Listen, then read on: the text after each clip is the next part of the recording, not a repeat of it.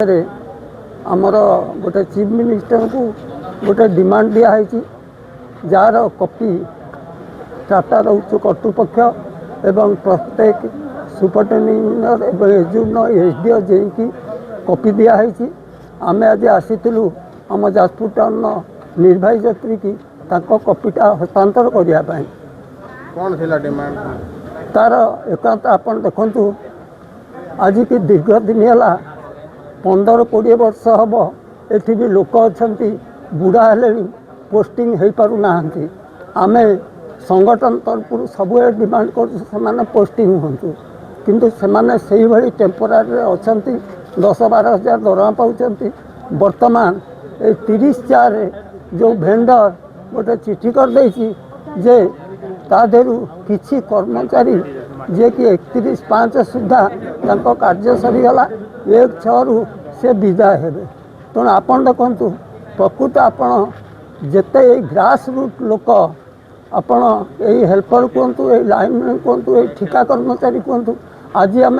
जदि जनसाधारण को विद्युत संतुष्ट कर रखिता यही मानकर आप्राण परिश्रम जो आमर 4 दफा दाबी अच्छी 4 दफा दाबी अच्छी तेणु आम जनसाधारण संतुष्ट रखापी आम लोक को छटई न करने कहूँ किंतु आपन आम पूर्व कहूँ जो ओडिशा स्टेट इलेक्ट्रिसिटी बोर्ड थिला आमर गोटे यार्डस्टिक नियम थिला एतिकी लाइन बढ़िले एतिकी 11 केवी लाइन एति 30 केवी लाइन एतिकी सबस्टेशन एति कंजर बढ़ले आमर यार्डस्टिक अनुसार हेल्पर लाइनमैन पोस्टिंग होती किंतु बर्तमान टाटा पावर तक अणदेखा कर खाली ठिकार कर्मचारी किसी रखीदेला रखीदे आपण कंज्यूमर को से कौन कला ना रसगोला खोईदे कि बर्तमान गुलगुला खोया को बसी रस देखो आज आम गोटे 4 दफा दाबी माननीय मुख्यमंत्री को देचु आपणकर ये काली गत काली आम जाजपुर जी अच्छा सुपरिटेडेंट इंजीनियर पाखे देलु आज आम डिविजन में देलु गत काली आम कुआकिया जबू एमती आम जाजपुर जिले में सबू अधिक जन जंत्री निर्वाही जंत्री आप जेई एसडीओ समस्त को आम दबू ये किछि दिन तले आपणकर टाटा पावर कौन करी मनमुखी किछि ठिका कर्मचारी को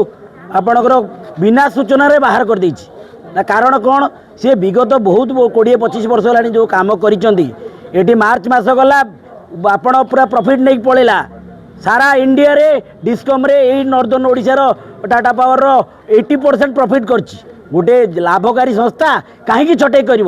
ये आज्ञा निरीह गरीब श्रमिक मान प्रति छलना करुँच तो आर प्रतिवाद रे आम माननीय मुख्यमंत्री को देचु गोटे दाबीपत्र से दाबीपत्र हिसाब से जदि यार सपोर्टर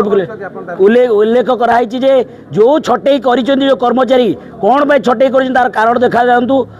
कौन सी रूपे ओडिशा माटी कौन सी श्रमिक बिना कारण छटई हो पार ना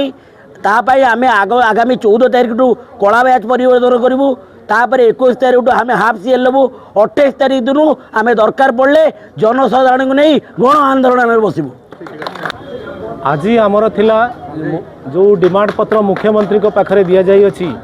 सेहीर एक नकल कॉपी आम Jajpur town division executive engineer को आम आज हस्तांतर कलु एवं आमर आपण मानक माध्यम सरकार एवं टाटा पावर मैनेजमेंट को आम गोटे अनुरोध करुचु जे कि जो भली भाव में श्रमिक मरणा नीति चली बंद करंतु आगामी दिन में यही जो खटिकिया श्रमिकों प्रति अत्याचार बंद करंतु आम नहले आगामी 14 तारीख दिन से दिन आम कला ब्याज परिधान करूँ 21 तारीख हाफ सीएल नबू एवं आम कॉर्पोरेट ऑफिस रे 28 तारीख दिन ठार को आम विक्षोभ करूँ तापर 29 तारीख ठार आम सफल दाबी सफल न हुए प्रति डिविजन आगे आम बसी पाल बांधी बसी आम